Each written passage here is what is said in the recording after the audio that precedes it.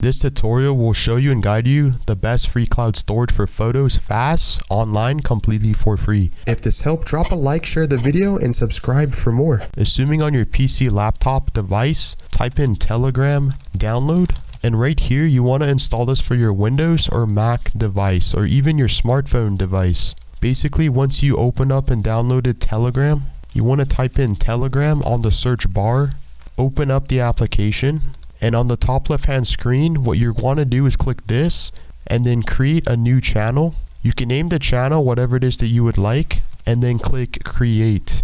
You can choose to make this a public or a private channel and then click save. Skip.